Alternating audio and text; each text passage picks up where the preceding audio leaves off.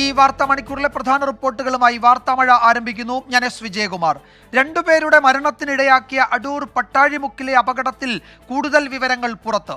അമിത വേഗത്തിൽ കാർ ലോറിയിൽ ഇടിപ്പിച്ചെന്ന് ദൃക്സാക്ഷികളുടെ മൊഴി. നൂറനാട് മറ്റപ്പള്ളി സ്വദേശി അനുജയും ചാരുമൂട് സ്വദേശി ഹാഷിമും അപകടത്തിൽ മരിച്ചു. അനുജയെ വാഹനം തടഞ്ഞു നിർത്തി ഹാഷിം കൂട്ടിക്കൊണ്ടു പോവുകയായിരുന്നു എന്നാണ് മൊഴി. ബന്ധുവെന്നാണ് ഹാഷിമിനെ അനുജ പരിചയപ്പെടുത്തിയതെന്ന് പ്രധാന അധ്യാപിക മൊഴി നൽകിയിട്ടുണ്ട്.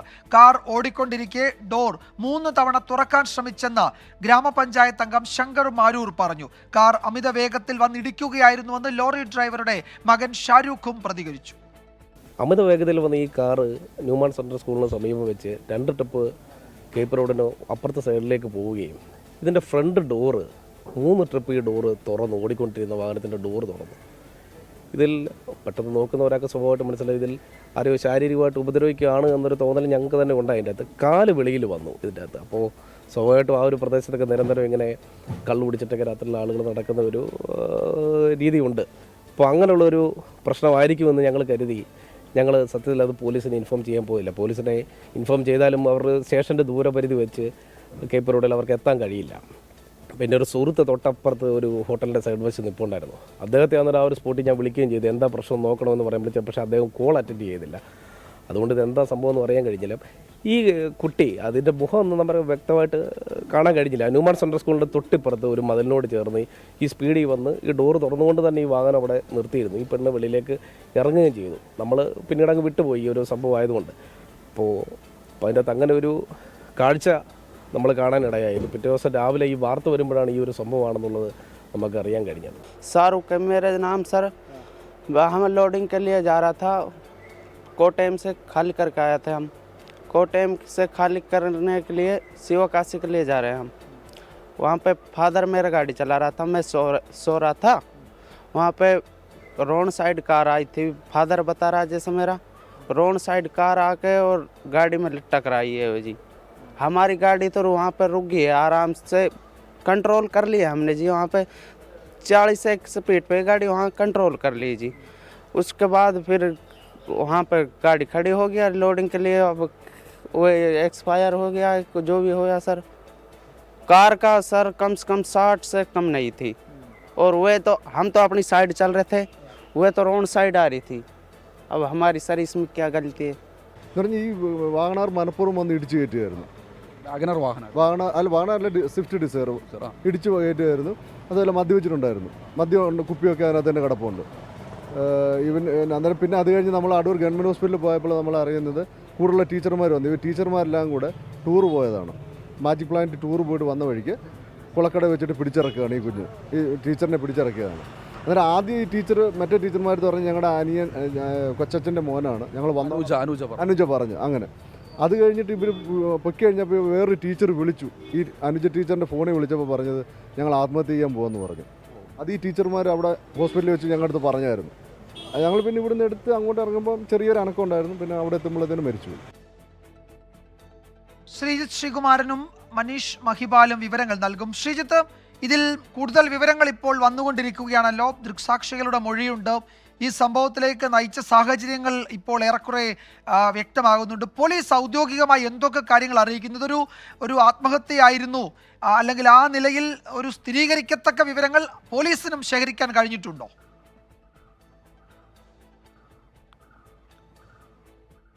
തുടക്കത്തിൽ ഒരു ആത്മഹത്യ എന്ന തരത്തിലേക്ക് പോലീസ് പോയിരുന്നു. പക്ഷേ പോലീസ് ഇപ്പോൾ അങ്ങനെ സംശയിക്കുന്നില്ല. കാരണം ഈ ശങ്കറിൻ്റെ മൊഴി നിർണായകമാണ്. Shankar Enadimangalam panchayat health standing committee ചെയർമാനാണ്. അവിടുത്തെ പ്രധാനപ്പെട്ട ഒരു DYFI നേതാവാണ്. ശങ്കർ ഇന്നലെ കൊല്ലം വഴി കൊല്ലം പോയി KP റോഡിലൂടെ കടന്നു വരുന്ന സമയത്താണ് ഇത്തരത്തിൽ ഇവരെ കാണുന്നത്. ഈ വാഹനം കാണുന്നത് ഈ സ്വിഫ്റ്റ് ഡിസയർ കാർ വളരെ അമിത വേഗതയിൽ പോകുന്നു. ഈ അമിത വേഗതയിൽ പോകുന്ന സ്വിഫ്റ്റ് ഡിസയർ കാർ ഇതാണ് ആ കാറിൻ്റെ ദൃശ്യങ്ങൾ. ഈ സ്വിഫ്റ്റ് ഡിസയർ കാർ അതിൻ്റെ മറ്റേ ഭാഗത്തെ ഡ്രൈവറുടെ തൊട്ടപ്പുറത്തെ സീറ്റിൻ്റെ മുൻവശത്തെ ഡോർ തുറക്കാൻ 3 തവണ ഒരു കാൽ വെളിയിൽ കാണുന്നു. അപ്പോഴാണ് സംശയം തോന്നി വീണ്ടും അവർ പിന്തുടർന്നു. പക്ഷേ കാർ അമിത വേഗതയിലായിരുന്നു. വീണ്ടും അവർ പോവുകയായിരുന്നു. പിന്നാലെ പോയി നോക്കുമ്പോൾ 100 മീറ്റർ അപ്പുറത്ത്, അതായത് ന്യൂമാൻസ് കോളേജ്, ഇവിടുത്തെ ന്യൂമാൻസ് കോളേജിന് തൊട്ടപ്പുറത്ത്, KP റോഡിലെ ന്യൂമാൻസ് കോളേജിന് തൊട്ടപ്പുറത്ത് 100 മീറ്റർ അകലെ നിർത്തിയിട്ടിരിക്കുന്ന ഒരു കാഴ്ചയായിരുന്നു കണ്ടത്. അതിലൊരു സ്ത്രീ പുറത്തേക്ക് ഇറങ്ങി നിൽക്കുന്നതായും കണ്ടു. അവർ സംശയം തോന്നിയില്ല. പോയില്ല. കാരണം സ്ഥിരം മദ്യപിച്ചൊക്കെ പ്രശ്നങ്ങൾ ഉണ്ടാക്കുന്ന മേഖലയാണ്. അപ്പോൾ പോലീസിനെ വിളിക്കാനൊന്നും പോയില്ല. അവിടെ ഒരു സ്ത്രീ ഇറങ്ങി നിൽക്കുന്നത് കണ്ടു. ഒപ്പം കാറിൻ്റെ ഉള്ളിൽ മറ്റൊരാളും ഉണ്ടായിരുന്നു. അവർ പ്രതീക്ഷിച്ചത്, ശങ്കർ അടക്കമുള്ള ആളുകൾ പ്രതീക്ഷിച്ചത് ഒരുപക്ഷേ 100 മീറ്റർ അപ്പുറത്ത് ഈ പറയുന്നത് പോലെ ഹോട്ടലുകളുണ്ട്, ഭക്ഷണം കഴിക്കാനോ മറ്റോ ഇറങ്ങി നിൽക്കുകയായിരിക്കാമെന്നായിരുന്നു പ്രതീക്ഷിച്ചത്. പക്ഷേ പിന്നീടാണ് ഇന്നു രാവിലെ ഈ ഒരു അപകട വിവരം അറിയുന്നത്. അങ്ങനെയാണെങ്കിൽ 9:45, 10 മണിയോടുകൂടിയാണ് ശങ്കർ അടക്കമുള്ള ആളുകൾ ഈ വാഹനം കാണുന്നത്. അമിത വേഗതയിലോടിയ ഈ വാഹനം കാണുന്നത്. ഈ കാറിൽ നിന്ന് ഈ ഡോർ പുറത്ത് തുറന്ന് ഒരു കാൽ ഇങ്ങോട്ട് 3 തവണ പുറത്തേക്ക് വന്നു. അതായത് ഡോർ തുറന്ന് ചാടാനോ അല്ല മറ്റോ ശ്രമിച്ചിട്ടുണ്ടാകാം. ഒരുപക്ഷേ അത്തരത്തിൽ എന്തെങ്കിലും സംഭവം അതിന് ഉള്ളിൽ നടന്നിട്ടുണ്ടാകാം, മൽപ്പിടുത്തം നടന്നിട്ടുണ്ടാകാം എന്ന് സംശയിക്കുന്നുണ്ട്. എന്തായാലും അതിനുശേഷം 10:30 മണിയോടുകൂടിയാണ് നമ്മൾ ആ ഒരു ഓൺ ബൈറ്റ് കൊടുത്തത്. ഹിന്ദിയിലുള്ള ആ സംഭാഷണം ഷാറൂഖ് എന്ന ഈ കണ്ടെയ്നർ ലോറി ഓടിച്ചിരുന്ന ആളുടെ മകനാണ് ആ കണ്ടെയ്നർ ലോറിയിലേക്ക് വന്ന് ഇടിച്ച് കയറുന്നത്. അതായത് റോങ് സൈഡ്, തെറ്റായ ദിശയിലാണ് വന്ന് കയറിയത് എന്നാണ് ആ ചെറുപ്പക്കാരൻ പറഞ്ഞു വെച്ചത്. എന്തായാലും ഇടിയുടെ ആഘാതത്തിൽ ആ ഒരു ഘട്ടത്തിൽ കൊണ്ടുപോകുന്ന സമയത്ത് ഈ പറയുന്ന ഹാഷിമിന് ജീവനുണ്ടായിരുന്നു എന്ന് പറയുന്നു. അതിനുശേഷം ആശുപത്രിയിൽ എത്തുന്നതോടുകൂടി മരണം സംഭവിക്കുകയായിരുന്നു. പക്ഷേ ഈ പറയുന്ന അധ്യാപിക അനൂജ ആദ്യഘട്ടത്തിൽ തന്നെ മരിച്ചിരുന്നു. അവിടെ അവർ ആ മൃതദേഹമായി തന്നെയാണ് പുറത്തെടുത്തതെന്നും നാട്ടുകാർ പറയുന്നുണ്ട്. എന്തായാലും വളരെ വേദനാജനകമാണ്, ദുരൂഹമായ സംഭവമാണ്. കുളക്കടയിൽ വെച്ച് പുറത്തേക്ക് ഇറങ്ങുമ്പോൾ ഈ വാഹനം തടഞ്ഞു നിർത്തി പുറകിൽ ചേസ് ചെയ്തു വന്ന് വാഹനം മുന്നിൽ കൊണ്ടുവന്ന് ക്രോസ് ഇട്ടാണ് ഈ വാഹനത്തെ പിടിക്കുന്നത്. സ്വാഭാവികമായി അങ്ങനെ പറയുന്ന സമയത്ത് എന്തായാലും ഈ പറയുന്ന തൻ്റെ ബന്ധുവാണ്, ചെറിയച്ഛൻ്റെ മകനാണ് എന്നാണ് അധ്യാപകരോട് പറഞ്ഞത്. വിഷ്ണു എന്നാണ് പേര് പറഞ്ഞത്. അപ്പോൾ ഒരു സംശയം തോന്നി, അങ്ങനെ ഒരു കൊച്ചച്ഛൻ്റെ മകൻ ഉണ്ടോ എന്നൊരു സംശയം തോന്നി. അതിൽ ഏറ്റവും സംശയം തോന്നിയത് ആ ട്രാവലറിൻ്റെ, ഈ വിനോദയാത്രാ സംഘത്തിൻ്റെ ട്രാവലറിൻ്റെ ഡ്രൈവർക്കാണ് സംശയം തോന്നിയത്. ഈ കാർ അശ്രദ്ധമായാണ് എടുത്തു കൊണ്ടുപോകുന്നത്. അശ്രദ്ധമായി വ്യക്തമായിരുന്നു. ഈ കാർ ഓടിക്കൊണ്ടിരിക്കെ ഡോർ 3 തവണ തുറക്കാൻ ശ്രമിച്ചു എന്ന ഗ്രാമപഞ്ചായത്ത് അംഗം ശങ്കർ മാരൂരിന്റെ മൊഴി പ്രധാനപ്പെട്ടതാണ്. വാഹനത്തിനകത്തൊരു മൽപ്പിടുത്തം ഉണ്ടായിട്ടുണ്ടോ എന്ന സംശയം ഉയരുന്നുണ്ട്. അമിത വേഗത്തിലായിരുന്നു കാറെന്ന് ലോറി ഡ്രൈവറുടെ മകൻ ഷാരൂഖ് പറയുന്നു. വണ്ടി ഇങ്ങോട്ട് വന്നിടിക്കുകയായിരുന്നു എന്നാണ് ആ മൊഴി. ഇത് രണ്ടും വ്യക്തമാക്കുന്നത് ഒരു ബോധപൂർവം ഉണ്ടാക്കിയ ഒരു വാഹനാപകടം എന്ന നിലയിൽ തന്നെയാണ്. മനീഷ് മഹിപാൽ ചേരുന്നുണ്ട്. മനീഷ് ഇപ്പോൾ അനുജയുടെ വീട്ടിൽ നിന്നാണ് ചേരുന്നത്. മനീഷ്, എന്താണ് അവിടെ നിന്ന് ഈ ഘട്ടത്തിൽ പങ്കുവയ്ക്കാൻ കഴിയുന്ന വിവരം? വീട്ടുകാരുടെ ആരുടെയെങ്കിലും പ്രതികരണം ഉണ്ടായിട്ടുണ്ടോ? നാട്ടുകാരുടെ ഇക്കാര്യത്തിൽ അവർക്ക് എന്തെങ്കിലും അറിയാമായിരുന്നോ ഈ വിഷയത്തിൽ? എന്താണ് മനീഷിന് നൽകാൻ കഴിയുന്നത് അവിടെ നിന്നോ?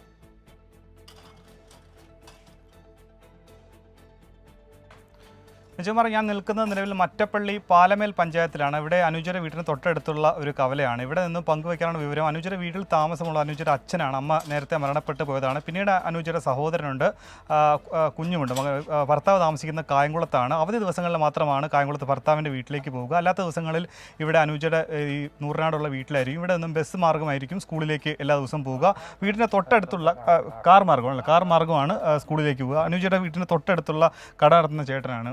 അനുജയെ എപ്പോഴാണ് അവസാനം കണ്ടത്? ഈ ടൂറാണ് ഇവർ പോയിരുന്നു മെനങ്ങാന്ന് രാവിലെ ഇവിടുന്ന് പോകുന്നുണ്ടായിരുന്നു. ചുവന്ന വണ്ടിയാണ് അവരെ, അപ്പോൾ അതിലാണ് പോയത്. പിന്നെ അതിന് ശേഷം ഞാൻ കണ്ടിട്ടില്ല. പിന്നെ കാണാൻ പറ്റിയില്ലല്ലോ, ഇന്നലെയൊക്കെ കഴിഞ്ഞല്ലോ. മറ്റ് എന്തെങ്കിലും വിവരങ്ങൾ ഇതുമായിട്ട് ബന്ധപ്പെട്ട് എന്തെങ്കിലും പങ്കുവയ്ക്കാനുണ്ടോ? അവളെ സംബന്ധിച്ച് മോശമായ രീതിയിൽ എനിക്കൊന്നും പറയാനില്ല. കാരണം വളരെ കുഞ്ഞായിരിക്കുമ്പോൾ മുതലേ ഞാൻ കണ്ടിട്ടുള്ള, ഞാൻ ഇവിടെ തന്നെ വളർന്നതല്ലേ. ഇവിടുന്ന് പഠിക്കുകയും വളരുകയും ഒക്കെ ചെയ്ത് അപ്പുറത്ത് ഇവിടെ തന്നെ അല്ലേ. പിന്നെ അവർ മോശമല്ലാത്ത ഒരു ഫാമിലിയാണ്. അച്ഛന് അധ്യാപകനായിരുന്നു, അമ്മ അധ്യാപികയായിരുന്നു. ഹെഡ് മിസ്ട്രസ്സായിട്ട് അവർ മരിച്ചു, അവർക്ക് ക്യാൻസറായിരുന്നു. അങ്ങനെ അവരും പോയി. പിന്നെ ഇവർ അച്ഛനും മകനും മകളും കൊച്ചുമോനും അങ്ങനെ ഇവിടെ എല്ലാവരും ഇവിടെ താമസിച്ചുകൊണ്ടിരുന്നത്. പിന്നത്തെ വിവരം എന്ന് പറയുന്നത് ഇന്നലെ എല്ലാം കഴിഞ്ഞതായിട്ടുള്ളതൊക്കെ അറിയാവൂ. പിന്നീട് ഇപ്പോൾ ലഭിക്കുന്ന വിവരം ഈ ഹാഷിമിനെ സംബന്ധിച്ചാണ്. ഹാഷിമിൻ്റെ വീട് ഇവിടെ ചാരുമൂട് ഏകദേശം ഒരു 7 കിലോമീറ്റർ മാറിയാണ്. അവിടെ ഹാഷിം നിലവിലൊരു ബസ്സിലെ ഡ്രൈവറാണ്. ഹരിശ്രീ എന്ന് പറയുന്ന, അത് കായംകുളം അടൂർ റൂട്ടിലോടുന്ന ബസ്സിലെ ഡ്രൈവറാണ്. അച്ചു എന്ന പേരിലാണ് നാട്ടിൽ അറിയപ്പെടുന്നത്. അത്തരം ചില വിവരങ്ങൾ ഈ നാട്ടുകാരൻ കൂടിയായിട്ടുള്ള അദ്ദേഹത്തിന് അറിയാം. ഈ ഹാഷിമിനെ പറ്റിയുള്ള എന്തെങ്കിലും വിവരങ്ങൾ അറിയാവുന്ന എന്തൊക്കെയാണ്? ഹാഷിം ആദ്യം പന്തളം റൂട്ടിലായിരുന്നു ഓടുന്നത്, പന്തളം കായംകുളം. അങ്ങനെ പരിചയപ്പെട്ടാണെന്നാണ് തോന്നുന്നത്. പക്ഷേ ഇപ്പം ഇന്നലെയും കായംകുളം റൂട്ട് ഹരിശ്രീ ബസ്സിൽ ഓടിയത്. അപ്പം നമ്മുടെ സുഹൃത്തുണ്ട് വണ്ടി ഓടിക്കുന്നത്, ഹരിശ്രീ. അല്ല, സ്ഥിരമായിട്ട് ഓടുന്നത്, പല ബസ്സിൽ മാറി ഓടുന്നതാണ്. അപ്പോൾ ഈ പന്തളം റൂട്ടിലെ പരിചയപ്പെട്ടായിരിക്കാം. പക്ഷേ ഇന്നലെ ഇവിടെ ഉള്ളൊരു സുഹൃത്ത് തന്നെ ഇവനെ 1 മണി മുതൽ ഉച്ചയ്ക്ക് 1 മണി വരെ വിളിച്ചിട്ടും ബിസി ആയിരുന്നു. അപ്പം ചോദിച്ച് ഇത് എടുക്കാത്തതെന്ന് ചോദിച്ചപ്പോൾ എന്നില്ല. രാത്രി 10:30 വിളിച്ചപ്പോഴും പുള്ളി ഫോൺ എടുത്തില്ല. വിളിച്ചതാരാ? ഹാഷിമിനെ വിളിച്ചാരാ? നമ്മുടെ അവൻ ഡ്രൈവർ തന്നെ. ഇവനെ കിട്ടാത്തതുകൊണ്ട് വിളിച്ച് അന്നേരം ഈ സംഭവം അറിയുന്നത്, പിന്നെ അറിയുന്നത്. പക്ഷേ ഇത് എൻ്റെ പെങ്ങളുടെ പ്രായം വരത്തുള്ളൂ. പെങ്ങളുടെ പ്രായം വരത്തുള്ളതിലും ഇവിടെ സമൂഹമായിട്ട് നല്ല സഹകരണമായിട്ട് പോകുന്നതാണ്. ഈ പുറമേ എന്തോന്ന് നമുക്കറിയത്തില്ല. ഹാഷിമിനെ പറ്റി നിലവിൽ ചിത്രങ്ങളൊക്കെ കണ്ടല്ലോ, അയാളെ പറ്റി ഈ ഇടയ്ക്കെങ്ങാണ്ട് ഡ്രൈവർ ആയതാ. 12 റോഡിൽ അങ്ങനെ പരിചയപ്പെട്ടായിരിക്കും. എന്തെങ്കിലും വിവരങ്ങൾ അയാളെ പറ്റി അറിയുമോ? ഹാഷിം ഇച്ചിരി ഐഷയൊക്കെയാണെന്ന് ഞാൻ അറിഞ്ഞ്, ഇച്ചിരി ഉടായ്പൊക്കെയാണെന്ന് അറിഞ്ഞ്. പുള്ളി ഇവിടെ ചാരുമുട്ടി താമസിക്കെങ്കിലും പുള്ളിയുടെ സ്ഥലം വേറെ എങ്ങണ്ടാ എന്നാ പറയുന്നത്. പുള്ളിക്കും ഭാര്യയും മക്കളൊക്കെ ഉണ്ടെന്ന് പറയുന്നത്. യെസ്, വിജയകുമാർ, എന്താണെങ്കിലും ഹാഷിമിന്റെ വീടിന്റെ പരിസരത്ത് അവിടെ എത്തിയും അത്തരം വിവരങ്ങൾ കൂടി ശേഖരിക്കേണ്ടതുണ്ട്. അതാണെങ്കിലും ഇവിടെ നിന്നും അനുജയുടെ വീടിന്റെ പരിസരത്ത് നിന്നും നമുക്ക് ലഭിക്കുന്ന വിവരം ഇതൊക്കെയാണ്. വർഷങ്ങളായി ഇവിടെ താമസിക്കുന്ന കുടുംബമാണ്. അച്ഛനും സഹോദരനുമാണ് വീട്ടിലുള്ളത്. ശരി മനീഷ്, എന്തായാലും കൂടുതൽ വിവരങ്ങൾ വരാനുണ്ട്. ശ്രീജിത്ത് ശ്രീകുമാരനും മനീഷ് മഹിപാലുമാണ് വിവരങ്ങൾ നൽകിക്കൊണ്ടിരിക്കുന്നത്. പോലീസ് സമഗ്രമായ അന്വേഷണം നടത്തുകയാണ്. മറ്റു വിശദാംശങ്ങൾ ഒരുപക്ഷെ കൂടുതൽ വിവരങ്ങൾ ഔദ്യോഗികമായി പോലീസ് തന്നെ അടുത്ത മണിക്കൂറുകളിൽ വിശദീകരിച്ചേക്കും. മറ്റൊരു പ്രധാന റിപ്പോർട്ടിലേക്ക്. അക്കൗണ്ടുകൾ മരവിപ്പിച്ചതിന് പിന്നാലെ 1769 കോടി രൂപ അടയ്ക്കാൻ ആവശ്യപ്പെട്ട് കോൺഗ്രസിന് ആദായ നികുതി വകുപ്പിന്റെ നോട്ടീസ്. തെരഞ്ഞെടുപ്പിൽ പ്രതിപക്ഷത്തെ ഇല്ലാതാക്കാനാണ് കേന്ദ്ര സർക്കാർ ശ്രമിക്കുന്നതെന്ന് AICC general secretary KC Venugopal കുറ്റപ്പെടുത്തി. നാളെയും മറ്റന്നാളും രാജ്യവ്യാപക പ്രതിഷേധം സംഘടിപ്പിക്കുമെന്നും KC വേണുഗോപാൽ പറഞ്ഞു. ഈ പെനാൽറ്റി ഇപ്പോൾ ഏറ്റവും തന്നിരിക്കുന്ന നോട്ടീസ് ഞങ്ങൾ 1800 കോടി രൂപ അടക്കണം എന്നുള്ളതാണ്. അപ്പോൾ കോൺഗ്രസ് പാർട്ടിയെ സാമ്പത്തികമായി പാപ്പരാക്കി പ്രഖ്യാപിക്കുന്ന, അല്ലെങ്കിൽ പാപ്പരാക്കുക, ഇല്ലാതാക്കുക എന്നുള്ള ഒരു ലക്ഷ്യത്തോടു കൂടി നരേന്ദ്രമോദി നടത്തുന്ന ഗൂഢപദ്ധതിയുടെ ഭാഗമായിട്ടാണ് ഇത് സംഭവിച്ചിരിക്കുന്നത്. ഇത് ജനാധിപത്യം കശാപ്പ് ചെയ്യാനും കൊല ചെയ്യാനും വേണ്ടി, എതിർക്കുന്ന രാഷ്ട്രീയ പാർട്ടികളെ ഇല്ലായ്മ ചെയ്യാൻ വേണ്ടി ഏറ്റവും കൂടുതൽ ഭരണയന്ത്രം ദുരുപയോഗപ്പെടുത്തുന്ന രീതിയിലാണ് ഇത് വന്നിരിക്കുന്നത്. ഇത് ജനങ്ങളോട് പറയാനാണ് ജനങ്ങൾ മനസ്സിലാക്കണം. ഇത് ഇന്ത്യ ജനാധിപത്യത്തിന് പേരുകേട്ട രാജ്യം, ലോകത്തിലെ ഏറ്റവും വലിയ ജനാധിപത്യ രാജ്യത്ത് ഭരണകക്ഷി അവരുടെ സ്വാധീനം ഉപയോഗിച്ചുകൊണ്ട് ഒരു പ്രധാന പ്രതിപക്ഷ പാർട്ടിയോട് ചെയ്യുന്ന സംഭവമാണിത്. പൗരത്വ ഭേദഗതി നിയമത്തിലൂടെ ലക്ഷ്യം വയ്ക്കുന്ന സങ്കുചിത ചിന്തകൾ ചെറുത്തു തോൽപ്പിക്കണമെന്ന് ലത്തീൻ അതിരൂപത ആർച്ച് ബിഷപ്പ് തോമസ് ജെ നെറ്റോ. ഭരണഘടന ഉറപ്പുതരുന്ന ന്യൂനപക്ഷ അവകാശങ്ങൾ ഉറപ്പാക്കണം. മതാധിഷ്ഠിത വിവേചനം നല്ലതല്ലെന്നും ആർച്ച് ബിഷപ്പ് തോമസ് ജെ നെറ്റോ പറഞ്ഞു. ഇന്ത്യൻ ഭരണഘടന വാഗ്ദാനം ചെയ്യുന്ന ന്യൂനപക്ഷ അവകാശങ്ങൾ, മതസ്വാതന്ത്ര്യം, സംസാര സ്വാതന്ത്ര്യം തുടങ്ങിയവ സംരക്ഷിക്കപ്പെടുവാൻ ക്രൈസ്തവരായി നാം ഒരുമിച്ച് യാത്ര ചെയ്യേണ്ടവരാണ്. കൂടാതെ രാജ്യത്തിൻ്റെ വിവിധ ഭാഗങ്ങളിൽ, പ്രത്യേകിച്ച് മണിപ്പൂരിലും ഉത്തരേന്ത്യയിലും ക്രൈസ്തവർക്കെതിരെ അതിക്രൂരമായ മർദ്ദനങ്ങൾ അന്ധകാര ശക്തികളിൽ നിന്ന് നേരിടേണ്ടി വരുന്നു. പൗരത്വ നിയമ ഭേദഗതി പോലുള്ള നിയമനിർമ്മാണത്തിലൂടെ ലക്ഷ്യമിടുന്ന സങ്കുചിത ചിന്താഗതികളെ ചെറുത്ത് തോൽപ്പിക്കേണ്ടതായിട്ടുണ്ട്. ഒരു മതേതര ജനാധിപത്യ സംവിധാനത്തിൽ മത അധിഷ്ഠിത വിഭാഗീയത സംജാതമാക്കുവാൻ നിഗൂഢമായി ലക്ഷ്യമിടുന്നത് ഇന്ന് നാം തിരിച്ചറിയണം. മതത്തിന്റെയും വർഗത്തിന്റെയും പേരിൽ ജനങ്ങളെ ഭയപ്പെടുത്തുന്ന ശക്തികൾക്കെതിരെ ജാഗ്രത വേണമെന്ന് ചങ്ങനാശ്ശേരി അതിരൂപത സഹായമെത്രാൻ മാർ തോമസ് തറയിൽ. ദുഃഖവെള്ളിയോടനുബന്ധിച്ച് പാളയം സെന്റ് ജോസഫ് പള്ളിയിൽ നടന്ന പ്രാർത്ഥനാ ചടങ്ങുകൾക്കിടെയാണ് പരാമർശം. രാജ്യത്തെ ഒരു പൗരനെങ്കിലും ഭയപ്പെട്ട് ജീവിക്കുകയാണെങ്കിൽ അത് രാജ്യത്തിന്റെ പരാജയമാണെന്നും മാർ തോമസ് തറയിൽ പറഞ്ഞു. നമ്മുടെ ഭരണഘടന പോലെ ലോകത്തിലെ ഏത് പരിഷ്കൃത രാജ്യത്തിന്റെ ഭരണഘടനയും നമുക്ക് ഉറപ്പു നൽകുന്നത് ഏത് ന്യൂനപക്ഷങ്ങൾക്കും ഭയമില്ലാതെ ഇവിടെ ജീവിക്കാനുള്ള സാഹചര്യങ്ങളാണ്. ഭയത്തോടുകൂടി ഒരു മനുഷ്യനെങ്കിലും, ഒരുപക്ഷെ ഒരു രാജ്യത്തിലെ ഏറ്റവും ദുർബലനായ ഒരു മനുഷ്യനെങ്കിലും ഭയപ്പെട്ടാണ് ജീവിക്കുന്നതെങ്കിൽ അത് ആ രാജ്യത്തിന്റെ മുഴുവൻ പരാജയമായിട്ട് കരുതുവാൻ നമുക്ക് സാധിക്കണം. വാർത്താമഴ തുടരുന്നു. രാഷ്ട്രീയ നേതാവും ഗുണ്ടാത്തലവനുമായിരുന്ന മുക്താർ അൻസാരി ജയിലിൽ മരിച്ച പശ്ചാത്തലത്തിൽ ഉത്തർപ്രദേശിൽ കനത്ത സുരക്ഷ. കൊലപാതക കേസിൽ ജീവപര്യന്തം തടവ് അനുഭവിക്കുന്നതിനിടെയാണ് മരണം. ജയിലിൽ വെച്ച് പലതവണയായി വിഷം നൽകിയിരുന്നുവെന്ന ആരോപണവുമായി കുടുംബം രംഗത്തെത്തിയിട്ടുണ്ട്. 18 मार्च से उनकी काफ़ी तबीयत ख़राब चल रही थी. बार बार कहने के बावजूद कोई इलाज नहीं दिया जा रहा था. 25/26 की रात में तो काफ़ी तकलीफ हुई, तो उनको चंद घंटों के लिए मेडिकल कॉलेज लाए, फॉर्मेलिटी करके स्टेबल है कह के वापस कर, कोई इलाज नहीं. ബൽറാം നെടുങ്ങാടി ഈ വിവരങ്ങൾ നൽകും ഡൽഹിയിൽ നിന്ന്. ബൽറാം, ഈ പോസ്റ്റ്മോർട്ടം പൂർത്തിയായിട്ടുണ്ടോ? പോസ്റ്റ്മോർട്ടം റിപ്പോർട്ട് കിട്ടിയ ശേഷം കൂടുതൽ നടപടി എന്നൊക്കെയാണല്ലോ ആഭ്യന്തര വകുപ്പ്, ഉത്തർപ്രദേശിലെ ആഭ്യന്തര വകുപ്പ് അറിയിച്ചിരിക്കുന്നത്. എന്തെങ്കിലും ക്രമസമാധാന പ്രശ്നങ്ങൾ സാധ്യതയുണ്ടോ? എന്താണ് മറ്റു വിവരങ്ങൾ? ഇന്നലെ വൈകിട്ടാണ് ഉത്തർപ്രദേശിലെ ബന്ദ ജയിലിൽ തടവിൽ കഴിയുന്ന രാഷ്ട്രീയ നേതാവും ഗുണ്ടാ തലവനുമായ മുക്താർ അൻസാരി മരണമടയുന്നത്. ദേഹാസ്വാസ്ഥ്യത്തെ തുടർന്ന് ബന്ദ മെഡിക്കൽ കോളേജിൽ എത്തിച്ച അൻസാരി ഹൃദയാഘാതത്തെ തുടർന്ന് മരിച്ചു എന്നാണ് പോലീസിന്റെ വിശദീകരണം. എന്നാൽ അദ്ദേഹത്തിന്റെ കുടുംബാംഗങ്ങൾ ഇക്കാര്യം നിഷേധിക്കുകയാണ്. അൻസാരിയെ ഭക്ഷണത്തിൽ വിഷം ചേർത്ത് കൊലപ്പെടുത്തിയതാണ് എന്നാണ് ആരോപണം. മകൻ ഉമർ അൻസാരിയും സഹോദരൻ അഫ്സൽ അൻസാരിയും ഈ ആരോപണവുമായി രംഗത്തുണ്ട്. മാർച്ച് 19-നും 22-നും അദ്ദേഹത്തിന് വിഷം നൽകിയിരുന്നുവെന്നും തുടർന്ന് ദേഹാസ്വാസ്ഥ്യം ഉണ്ടായിരുന്നുവെന്നും ആശുപത്രിയിൽ ഒന്നിലേറെ തവണ പ്രവേശിപ്പിച്ചിരുന്നു അദ്ദേഹത്തെ വയറുവേദനയെ തുടർന്ന് എന്നുമാണ് കുടുംബാംഗങ്ങൾ ആരോപിക്കുന്നത്. നിലവിൽ ഒരു കൊലപാതക കേസ് അടക്കം 6 കേസുകളിൽ ശിക്ഷിക്കപ്പെട്ട് ജയിലിൽ കഴിയുകയാണ് അൻസാരി. അദ്ദേഹം 2005 മുതൽ പഞ്ചാബിലും ഉത്തർപ്രദേശിലുമായി ജയിലുകളിൽ കഴിയുകയാണ്. ഏതാണ്ട് 61ഓളം കേസുകൾ അൻസാരിക്കെതിരെയുണ്ട്. 5 തവണ മൗവ മണ്ഡലത്തിൽ നിന്നും MLA ആയി അദ്ദേഹം തെരഞ്ഞെടുക്കപ്പെട്ടു. ശരി ബൽറാം, എന്തായാലും 60-ലധികം ക്രിമിനൽ കേസുകളിൽ പ്രതിയാണ്. MLA ആയിരുന്നു. മരണത്തിന് ശേഷം ക്രമസമാധാന പ്രശ്നമുണ്ടാകുമെന്ന സൂചനകൾ ഉള്ളതിനാൽ നിരോധനാജ്ഞ പ്രഖ്യാപിച്ചിട്ടുണ്ട് പലയിടത്തും. ബൽറാം നെടുങ്ങാടിയാണ് വിവരങ്ങൾ നൽകിയത്. ED കസ്റ്റഡിയിലുള്ള അരവിന്ദ് കെജ്രിവാളിന്റെ ഫോൺ വിവരങ്ങൾ BJPക്ക് ചോർത്തി നൽകുന്നുവെന്ന ആരോപണവുമായി ആം ആദ്മി പാർട്ടി. ഇന്ത്യ മുന്നണിയുടെ നീക്കങ്ങൾ അറിയാൻ BJPയുടെ വഴിവിട്ട ഇടപെടലെന്ന് മന്ത്രി അതിഷി കുറ്റപ്പെടുത്തി. वो जानना चाहती हैं कि जो इंडिया अलायंस ने देश भर में चुनावी सर्वे करवाए हैं वो सर्वे क्या कह रही हैं. इसलिए अरविंद केजरीवाल जी के फोन का पासवर्ड ED को नहीं, भारतीय जनता पार्टी को चाहिए. और ED ने फिर से एक बार साबित कर दिया है कि वो भारतीय जनता पार्टी का मात्र एक राजनीतिक हथियार है.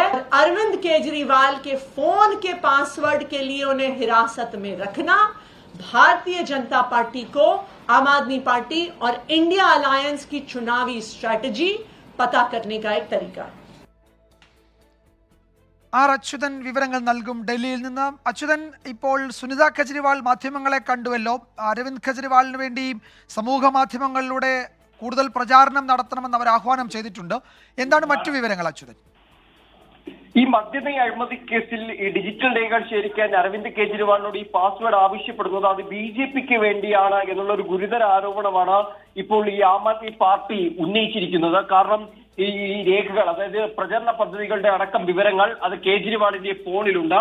മാത്രമല്ല ഇന്ത്യ മുന്നണിയുടെ ഈ തെരഞ്ഞെടുപ്പുമായി ബന്ധപ്പെട്ടിട്ടുള്ള പദ്ധതികളും അതും ഈ ഫോണിലാണുള്ളത്. അപ്പോൾ ഇത് BJP ശേഖരിക്കാൻ വഴിവിട്ട ഇടപെടൽ നടത്തുന്നു എന്നാണ് ആം ആദ്മി പാർട്ടി ഇതുമായി ബന്ധപ്പെട്ട ഇപ്പോൾ ആരോപണങ്ങൾ നിരത്തിയിരിക്കുന്നത്. മാത്രമല്ല ഈ അരവിന്ദ് കെജ്രിവാളിന്റെ അറസ്റ്റിനെ അതിനെ കൃത്യമായി ഒരു പ്രചരണമാക്കി കൂടി ആം ആദ്മി ഒരു ഘട്ടത്തിൽ മാറ്റുകയാണ്. ഇന്ന് ഭാര്യ സുനിത കേജ്രിവാൾ തന്നെ ഒരു പ്രചരണത്തിന് തുടക്കം കുറിച്ചിട്ടുണ്ട്. കേജ്രിവാൾക്കോ ആശീർവാദോ എന്നൊരു പ്രചരണമാണ്. അതിനായി ഒരു വാട്സ്ആപ്പ് നമ്പർ തയ്യാറാക്കി, അതായത് കേജ്രിവാളിനെ പിന്തുണ അറിയിച്ചുകൊണ്ട് സന്ദേശങ്ങൾ അയക്കുവാനാണ് ഈ വാട്സ്ആപ്പ് നമ്പർ ഇപ്പോൾ തയ്യാറാക്കിയിരിക്കുന്നത്. അങ്ങനെ താഴെ തട്ടിലേക്ക് ആ പ്രചരണം വ്യാപിപ്പിക്കുവാനുള്ള നീക്കങ്ങളാണ് ആം ആദ്മി പാർട്ടി നടത്തുന്നത്.